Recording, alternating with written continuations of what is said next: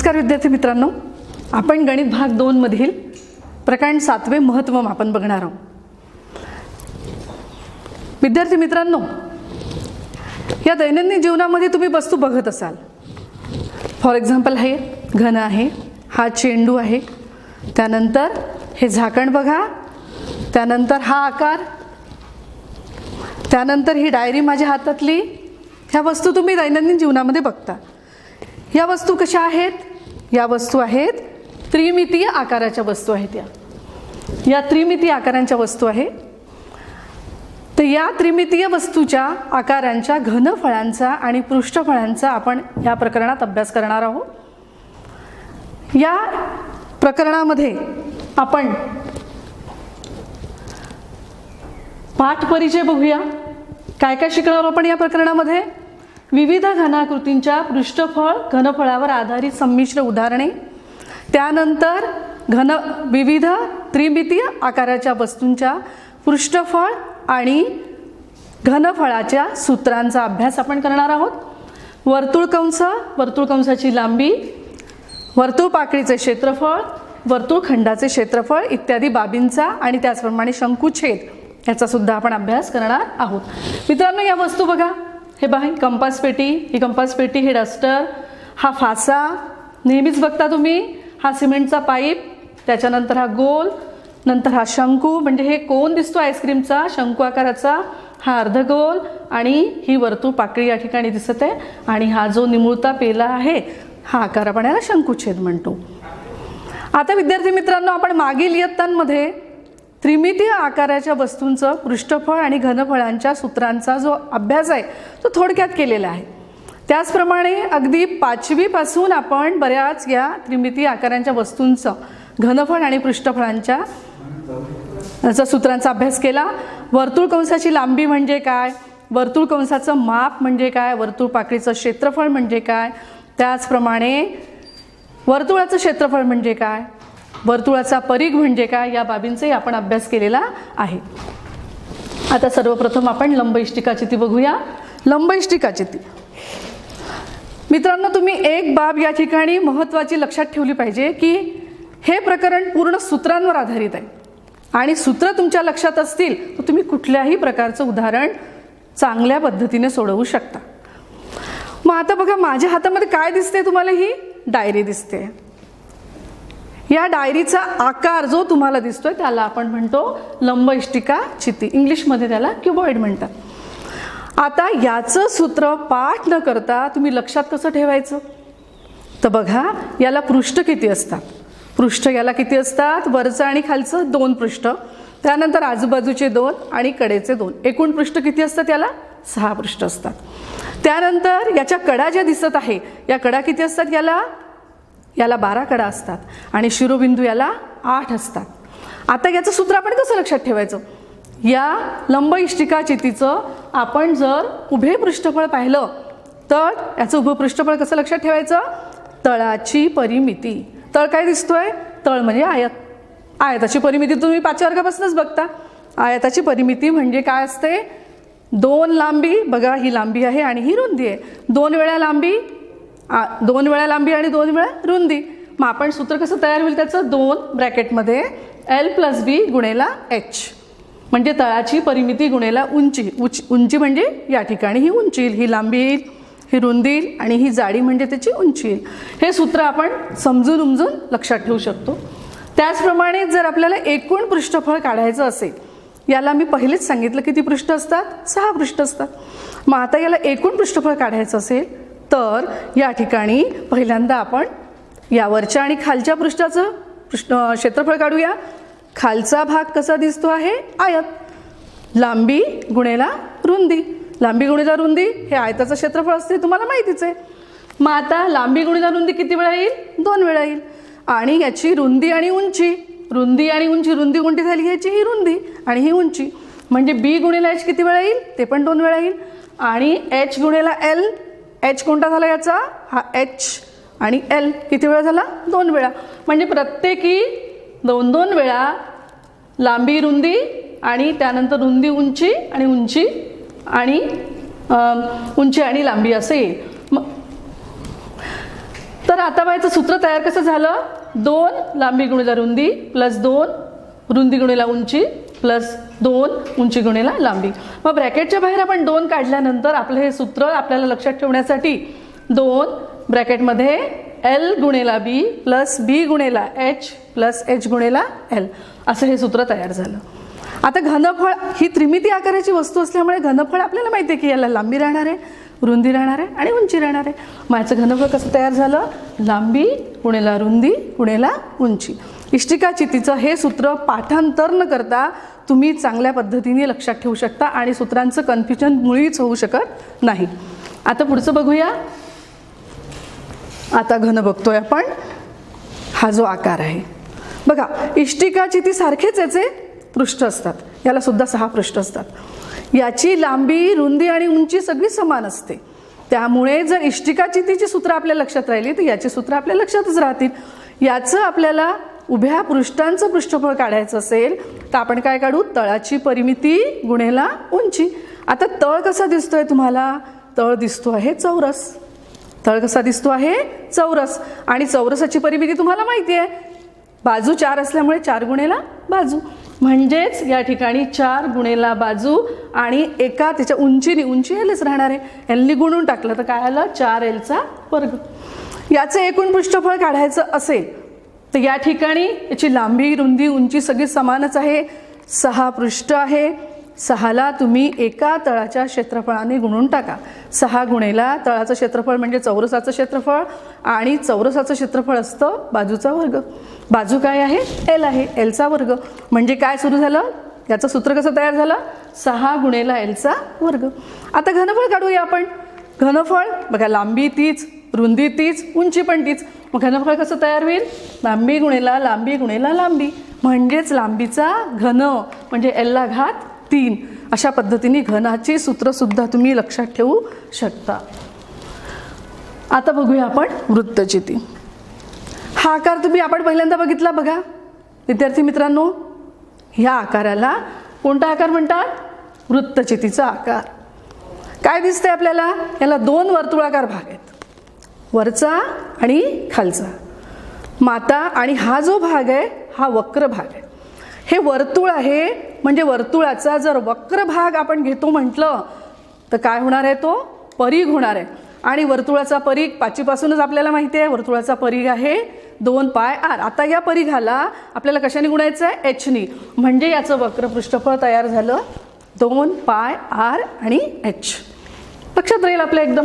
आता लंबवृत्तीचं एकूण पृष्ठफळ जर करायचं असेल, एकूण पृष्ठफळ म्हणजे कसं होईल याचा हा वक्र पृष्ठफळ, वरच्या पृष्ठाचे क्षेत्रफळ आणि खालचा जो भाग आहे त्याचे सुद्धा क्षेत्रफळ. वरचा वर्तुळ आहे, वर्तुळाचं क्षेत्रफळ πrचा वर्ग, खालचं πrचा वर्ग, यांची सगळ्यांची बेरीज करूया.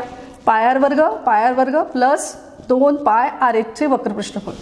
मग आता या इथे 2πr वर्ग आणि πr वर्ग किती झाले, 2πr वर्ग.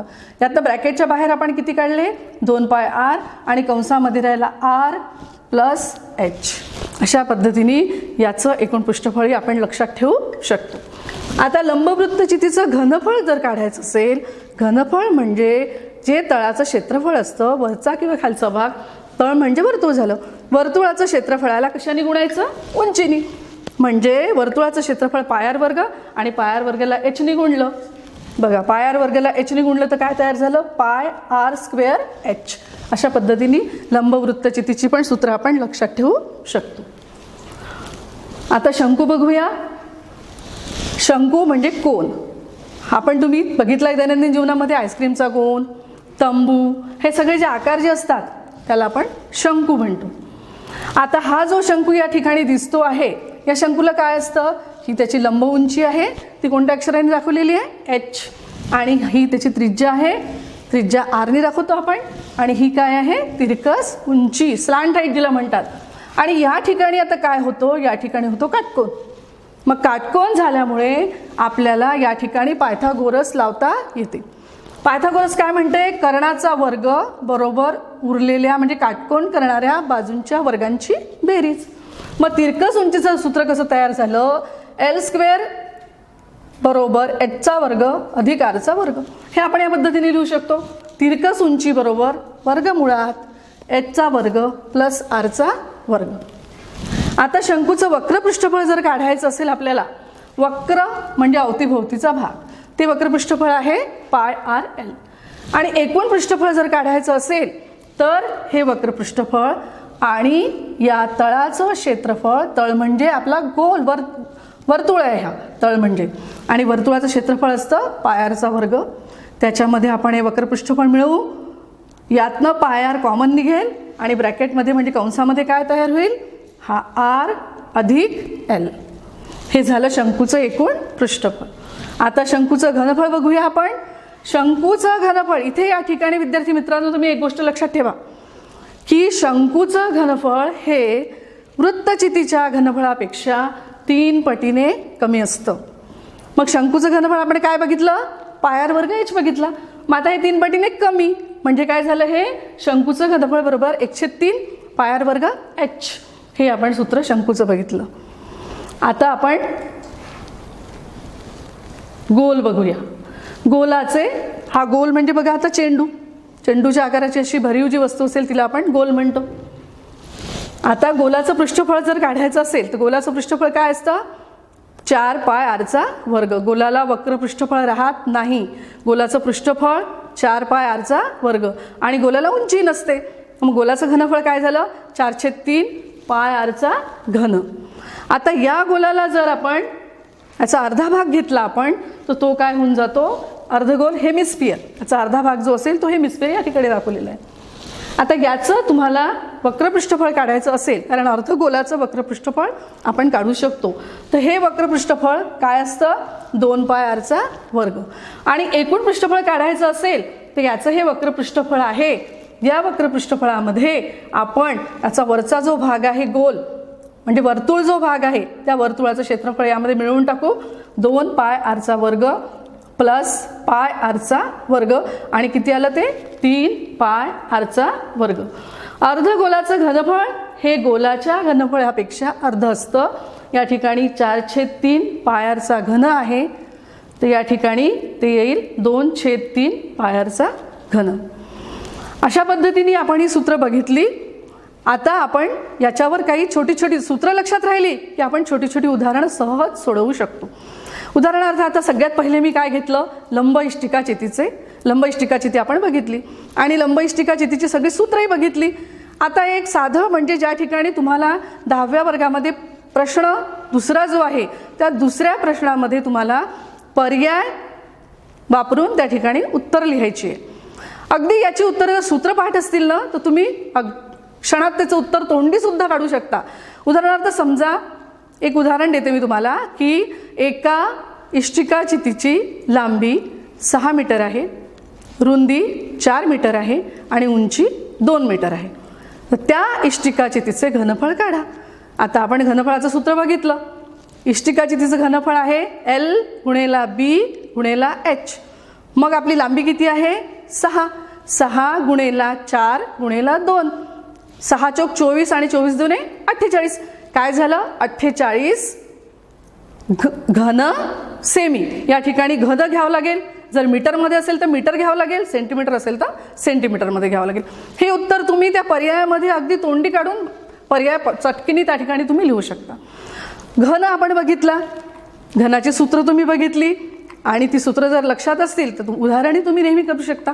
हे याच्यावर आधारित एक उदाहरण तर हमखास पेपरमध्ये टाकतात की घनाची एक बाजू जर दिलेली आहे 10 सेंटीमीटर आणि या घनाचं तुम्ही काढा एकूण पृष्ठफळ आणि नंतर काढा त्या घनाचे घनफळ. हा प्रश्न असतो नेहमी पेपरमध्ये. मग आता आपल्याला काढायचं आहे घनाचे एकूण पृष्ठफळ. घनाचे एकूण पृष्ठफळ काय होतं 4Lचा वर्ग.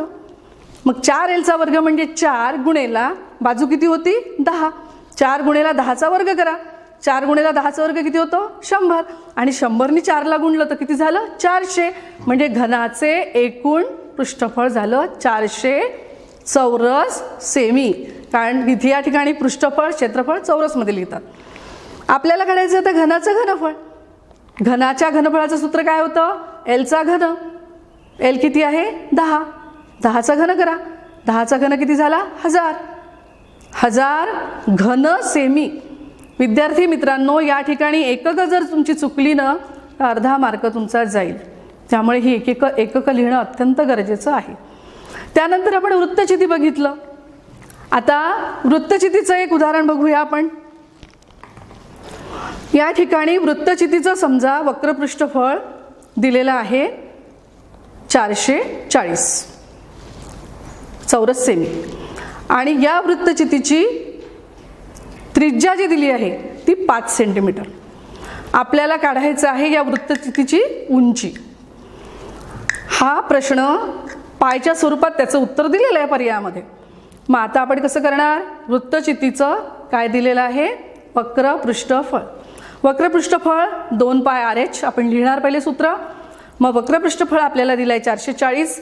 आपण लिहिणार 440 बरोबर 2 पाय गुणिला त्रिज्येची किंमत 5 सेमी आणि उंची आपण तशीच ठेवणार.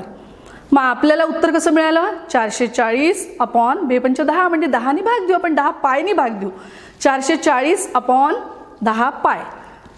440 मधला 1 0 वरचा आणि 1 0 खालचा कॅन्सल झाला. उत्तर मिळालं तुम्हाला 44 अपॉन पाय. म्हणजे या वृत्तचितीची उंची तुम्हाला मिळाली 44 अपॉन पाय. आता आपण गोल बघितला. गोलाचं एक उदाहरण बघूया. समजा भरीव गोल जो आहे त्या भरीव गोलाची त्रिज्या 7 सेंटीमीटर दिलेली आहे आणि त्या गोलाचं आपल्याला काढायचं आहे पृष्ठफळ.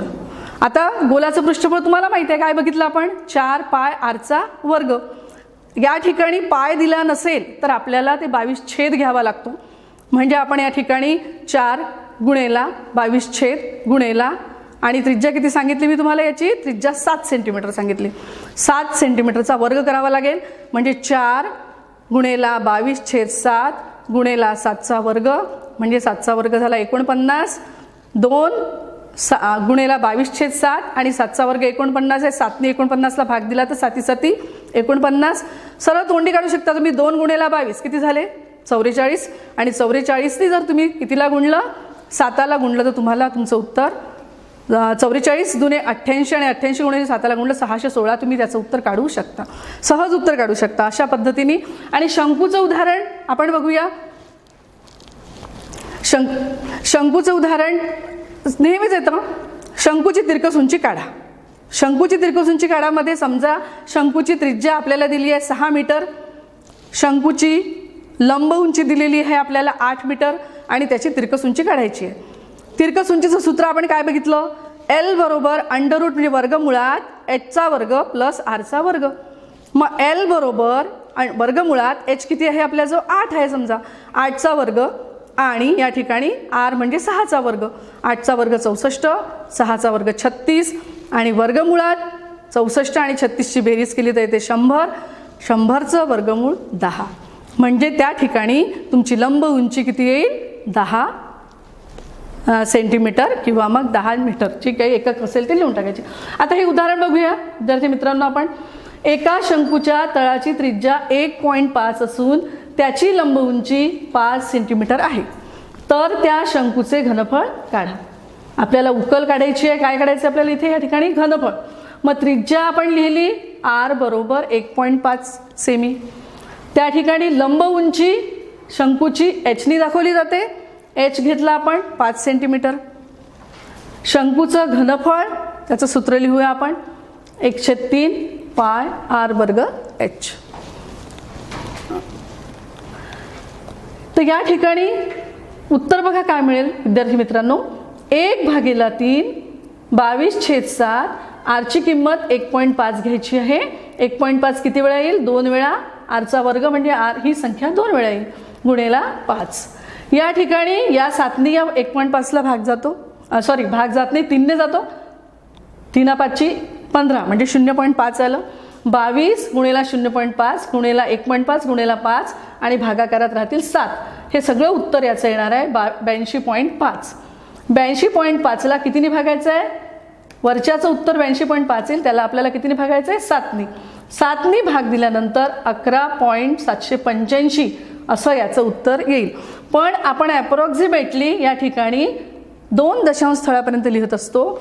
तर उत्तर लिहूया आपण. शंकूचे घनफळ बरोबर 11.79 म्हणजे 79 घन सेमी. हा 9 कुठून आला? हा 9 कुठून आला? तर या ठिकाणी 3 दशांश स्थळं असतील, तर या 8च्या नंतर 5 म्हणजे या 2 दशांश स्थळानंतरचा तिसरा जो अंक असतो तो अंक जर 5 किंवा 5पेक्षा मोठा असेल तर त्याच्या आधीचा अंक आपण 1ने वाढवतो. म्हणजे म्हणून या ठिकाणी 11.78 जो घेतला आहे त्या ठिकाणी आपण घेतो आहे 79, 11.79 घन सेमी. या पद्धतीने हे गणित आपण करू शकतो.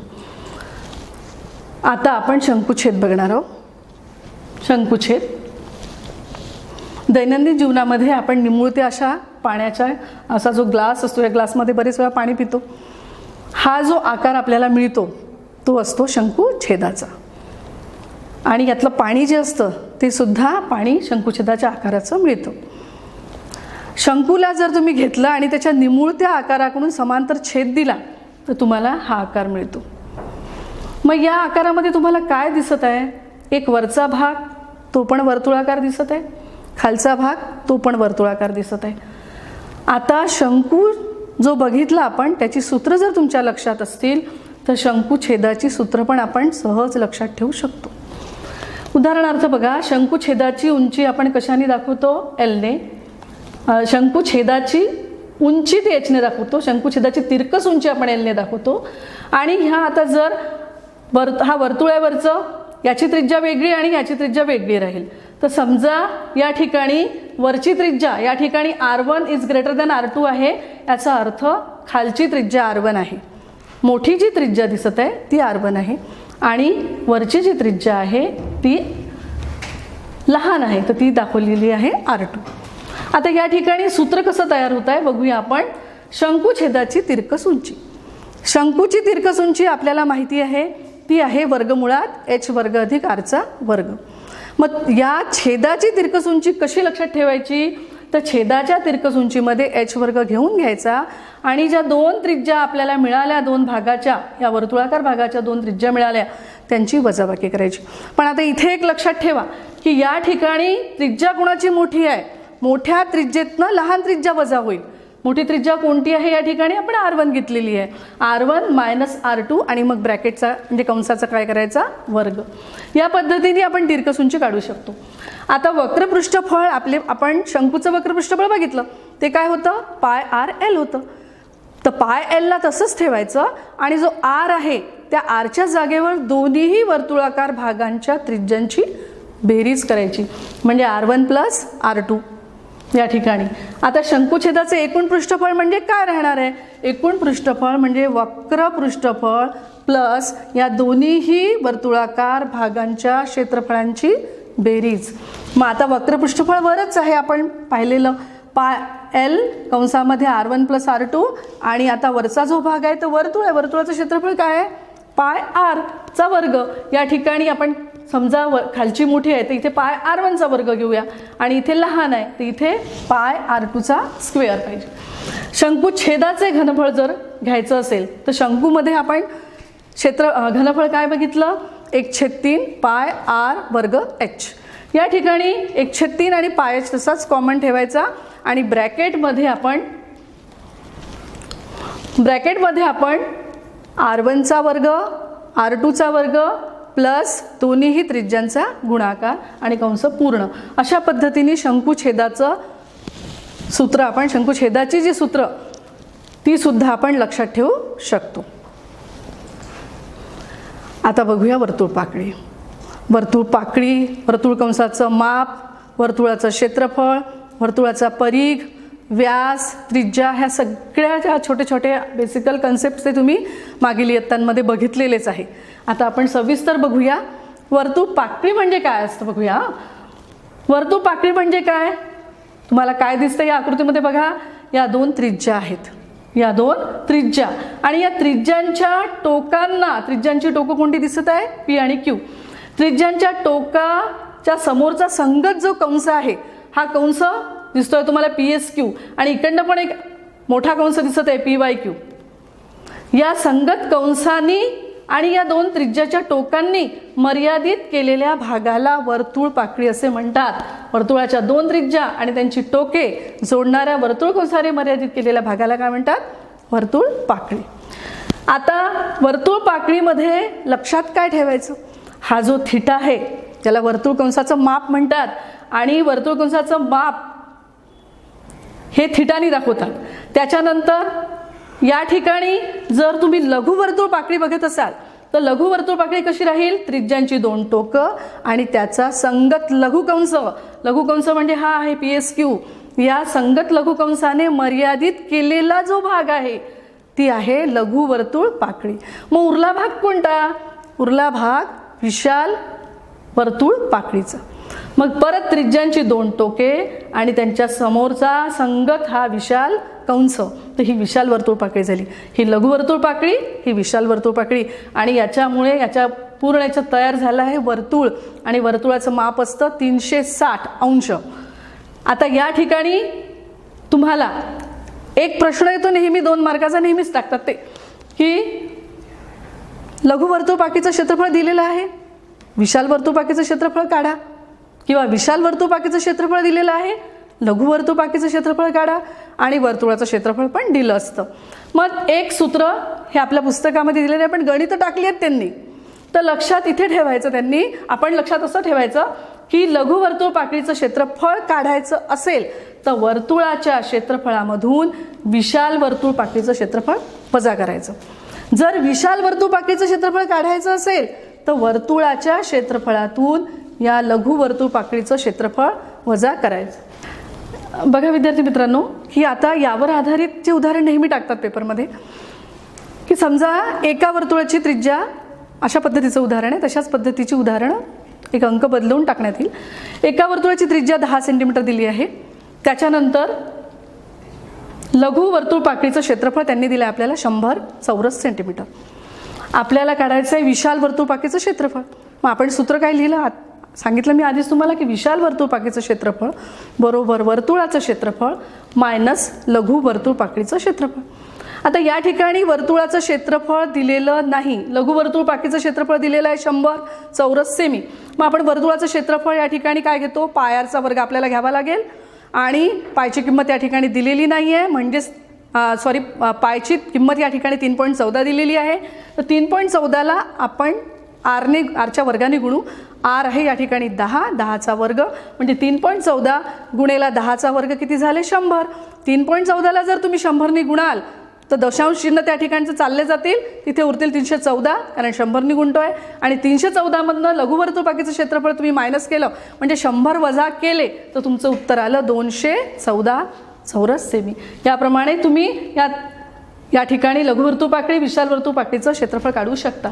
आता आपण वर्तुळ पाकळीचं क्षेत्रफळ थिटा दिला असतानाचं सूत्र बघणार आहोत. ते सूत्र आहे थिटा भागेला 360 गुणेला वर्तुळाचं क्षेत्रफळ म्हणजे पायरचा वर्ग आणि वर्तुळ कंसाची लांबी. या ठिकाणी या वर्तुळ पाकळीचे क्षेत्रफळ 2 प्रकारे आपण लिहू शकतो.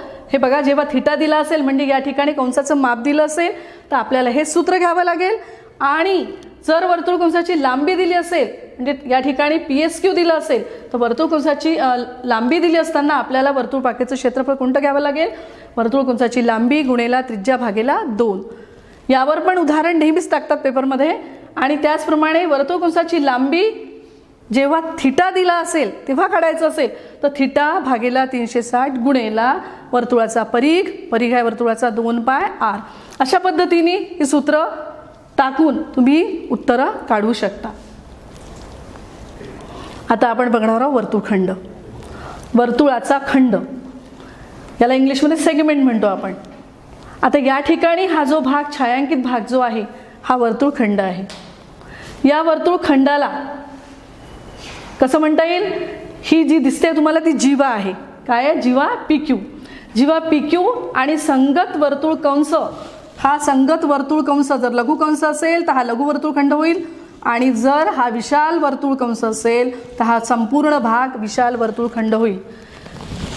तर या ठिकाणी हा वरचा भाग लघु वर्तुळखंड आहे आणि खालचा पूर्ण भाग विशाल वर्तुळखंड आहे. आता या एवढ्या सेगमेंटचं म्हणजे वर्तुळखंडाचं क्षेत्रफळ तुम्हाला काढायचं असेल तर तुम्हाला काय करावं लागेल, P या 2 जो त्रिज्या आहेत PO आणि OQ या जोडाव्या लागतील. या जोडल्यानंतर तुम्हाला काय मिळेल, त्रिकोण मिळेल. हा जो त्रिकोण आहे POQ हा त्रिकोण मिळाला. आणि आता या छायांकित भागाचं म्हणजे वर्तुळखंडाचं क्षेत्रफळ तुम्हाला काढायचं असेल तर तुम्हाला या वर्तुळ पाकळीच्या क्षेत्रफळामधून, वर्तुळ पाकळी कोणती आहे बघा या ठिकाणी, ओ डॅश पी आणि हा भाग आहे पूर्ण, ही वर्तुळ पाकळी आहे. तर एवढ्या या वर्तुळ पाकळीच्या क्षेत्रफळामधून तुम्हाला या त्रिकोणाचं क्षेत्रफळ मायनस करावं लागेल. म्हणजे वर्तुळखंडाचं क्षेत्रफळ तयार झालं. वर्तुळ पाकळी ओ डॅश पी एक्स इथे या ठिकाणी असेल, पी एक्स क्यू आणि मायनस त्रिकोणाचं क्षेत्रफळ. आता त्रिकोणाचं क्षेत्रफळ तुम्हाला माहिती आहे विद्यार्थी मित्रांनो की काय आहे, 1/2 पाया गुणिले उंची. या ठिकाणी जर तो काटकोन असेल तर प्रॉब्लेमच नाही. या ठिकाणी आपण सरळ लिहू शकतो 1/2 गुणिले काटकोन करणाऱ्या बाजूंचा गुणाकार. काटकोन करणाऱ्या बाजू 2 त्रिज्याच आहेत. एक त्रिज्या माहिती असेल तर दुसरी तेवढीच राहणार आहे. या ठिकाणी हे सूत्र किंवा अजून एक दुसरं सूत्र पण आपण घेऊ शकतो. या त्रिकोणाचं क्षेत्रफळ 1/2 r² sin θ हे पण घेण्यात येतं. मग आता वर्तुळ पाकळीचं क्षेत्रफळ काय आहे, θ भागेला 360 गुणिले πr² मायनस 1/2 r² sin θ. या ठिकाणी जर तुम्हाला कॉमन काढून सूत्र लिहायचं असेल तर आपण या ठिकाणी πr कॉमन काढू शकतो. तर ब्रॅकेटमध्ये राहतं θ भागेला 360 θ भागेला 360. जर πr कॉमन काढला तर θ भागेला 360 गुणिले r मायनस sin θ/2. आता θ हे माप, हे लक्षात ठेवा तुम्ही या ठिकाणी की θ हे माप आपल्या अभ्यासामध्ये 90 अंश किंवा 90 पेक्षा कमी असतानाच आपण घेतलेलं आहे. आणि लघुगुणांची साइन गुणोत्तर आपण शिकलेलो आहोत. जसं sin 30 बरोबर 1/2 लक्षातच ठेवायचं. sin 60 म्हणजे वर्गमुळात 3/2, sin 90 म्हणजे 1 आणि sin 45 1 भागेला वर्गमुळात 2. अशा प्रकारची साइनचीच गुणोत्तरावर आधारित उदाहरण तुम्हाला पेपरमध्ये येणार आहे. आता विद्यार्थी मित्रांनो गृहपाठ आणि कृती दिलेली आहे. आता आपण जे जे शिकलो त्याच्यावर आधारित हा सगळा गृहपाठ आहे. तो गृहपाठ व्यवस्थित करायचा. जसं आता पहिला आहे 6 सेमी व्यास असलेल्या गोलाचे घनफळ काढा. व्यास दिलेला आहे आणि आपलं सूत्र त्रिज्येच्या स्वरूपात आहे, त्यामुळे सगळ्यात पहिले त्रिज्या काढणं गरजेचं आहे. कन्फ्युज्ड व्हायचं नाही. या ठिकाणी व्यास दिला असेल तर त्रिज्या किती असते ते लक्षात घ्यायचं आणि उत्तर काढायचं. एका वर्तुळ कंसाचं माप 80 अंश आणि त्रिज्या 18 सेमी आहे तर त्या वर्तुळ कंसाची लांबी शोधा. वर्तुळ कंसाची लांबी या ठिकाणी आपल्याला काढायचं आहे आणि हे कंसाचं माप म्हणजे θ दिलेलं आहे. आपल्याला 10व्या वर्गामध्ये कृती टाकलेल्या आहेत. आता कृती पण सोडवायची आपल्याला. कृती ही 4 मार्काची पेपरमध्ये नेहमीच येते. ही कृती बघूया आपण. आकृतीमध्ये चौकोन ABCD हा चौकोन ABCD दिलेला आहे व त्याची बाजू 7 सेमी दिलेली आहे. केंद्र D आणि DA ही त्रिज्या धरून या ठिकाणी D'(AXC) म्हणजे पूर्ण वर्तुळ पाकळी इथून सुरू झाली. D'(AXC) ही जी वर्तुळ पाकळी काढलेली आहे तर छायांकित भागाचे क्षेत्रफळ काढायचं. या ठिकाणी छायांकित भाग आहे, हा एवढा जो भाग आहे हा पूर्ण छायांकित झालेला आहे. तर आपल्याला या छायांकित भागाचं क्षेत्रफळ काढण्यासाठी कोणत्या कोणत्या 2 आकृत्या दिल्या आहेत ते बघावं लागेल. चौरस दिलेला आहे आणि वर्तुळ पाकळी दिलेली आहे. तर चौरसाचं क्षेत्रफळ तुम्हाला माहितीच आहे. चौरसाचं क्षेत्रफळाचं सूत्र लिहायचं आणि या ठिकाणी मग त्यात किंमत टाकायची, त्याचं उत्तर दिलेलं आहे. त्याच्यानंतर वर्तुळ पाकळीचं क्षेत्रफळ, पाकळी कुठून सुरू होते बघा, D'(AXC) या ठिकाणचा θ दिलेला नाही. तो तुम्हाला समजून घ्यायचा आहे की चौरसाचा प्रत्येक कोन किती मापाचा असतो. चौरसाच्या सर्व बाजू आणि सर्व कोन सारखे असतात. तर या ठिकाणी वर्तुळ पाकळीच्या क्षेत्रफळामध्ये θ लिहून पूर्ण सूत्र टाकायचं आहे. त्याच्यानंतर त्या θची किंमत टाकायची आहे आणि या ठिकाणी त्याचं उत्तर काढायचं आहे. मग छायांकित भाग कसा काढायचा, छायांकित भागाचं क्षेत्रफळ कसं काढायचं. तर या चौरस मोठा दिसतो आहे तर पहिले काय येईल आणि नंतर दुसऱ्या नंबरवर काय येईल, या दोघांच्या क्षेत्रफळांची वजाबाकी करायची आणि वजाबाकी करून या छायांकित एवढा हा जो भाग आहे या भागाचं क्षेत्रफळ तुम्हाला काढायचं आहे. अशा पद्धतीने विद्यार्थी मित्रांनो सगळे सूत्र जर तुम्ही लक्षात ठेवले, पाठांतर न करता जर लक्षात ठेवून ही सगळी सूत्र तुम्ही पाहिली तर तुमचं गणित कधीही चुकणार नाही. म्हणजे सगळी सूत्र ओव्हरलॅप होणार नाही. कारण की वृत्तचितीचं घनफळ आहे, त्याच्यानंतर शंकूचं घनफळ आहे, गोलाचं घनफळ आहे. याच्यामध्ये एक जरी त्यामधला अल्फाबेट चुकला किंवा कुठला आपण वर्ग नाही घेतला, त्या ठिकाणी घनच लिहिला तर सगळं उदाहरण आपलं चुकू शकतं. त्यामुळे सूत्र लक्षात ठेवून नंतर त्याच्यावरची उदाहरणं सोडवायची आणि अशा पद्धतीने हे महत्त्व मापन प्रकरण अतिशय सुलभ जाईल धन्यवाद.